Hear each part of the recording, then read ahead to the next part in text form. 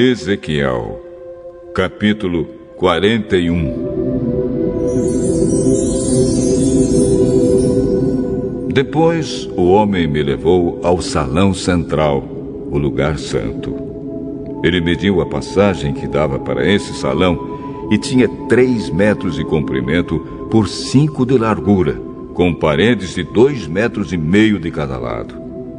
E mediu o salão, que tinha 20 metros de comprimento por 10 de largura. Em seguida, ele foi até o último salão. Mediu a passagem que dava para ele, e tinha 1 metro de comprimento por 3 de largura. Dos 2 lados havia paredes de 3,5 metros de grossura.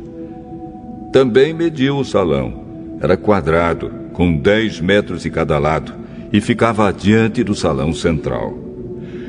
Aí o homem me disse: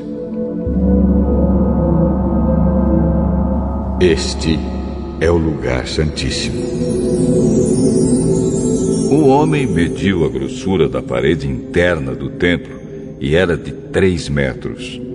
Em toda a volta do templo havia uma porção de pequenos cômodos encostados na parede, medindo 2 metros de largura cada um.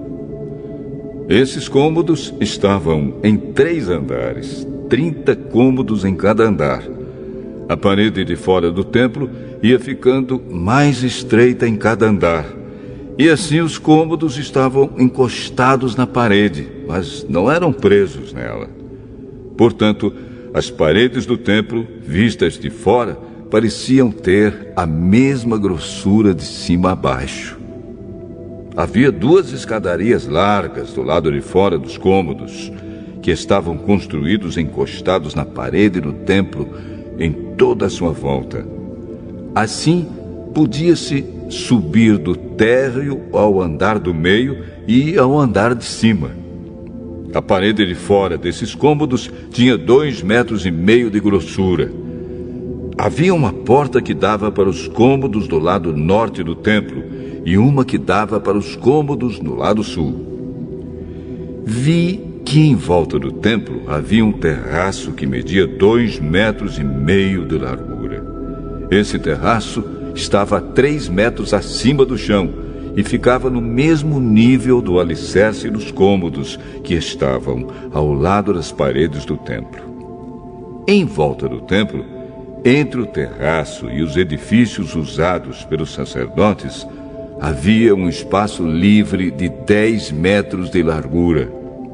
Do lado oeste, no fim do espaço livre, havia um edifício que dava para o templo. Tinha 35 metros de um lado e 45 do outro. As suas paredes eram de 2,5 metros de grossura em toda a volta. O homem mediu o lado de fora do templo. Tinha 50 metros de comprimento. Do fundo do templo, atravessando o pátio até a ponta do edifício do lado oeste, a distância também era de 50 metros. A largura da frente do templo, junto com o espaço livre dos 2 lados, era de 50 metros. O homem mediu o comprimento do edifício que ficava do lado oeste do templo, no fim do espaço livre, e também os seus corredores de cada lado. E esse comprimento também era de 50 metros. O salão de entrada do templo e o lugar santíssimo eram todos forrados de madeira, desde o chão até as janelas. Essas janelas podiam ser cobertas. Por dentro, as paredes do templo, até o alto das portas, estavam todas cobertas de figuras entalhadas, de palmeiras e de animais com asas. Vinha primeiro uma palmeira e depois um animal, e continuava assim em toda a volta. Cada animal tinha 2 caras. Uma cara de homem, virada para a palmeira de um lado, e uma cara de leão, virada para a palmeira do outro lado. Era assim em toda a volta da parede, desde o chão até o alto das portas. Os batentes do lugar santo eram quadrados.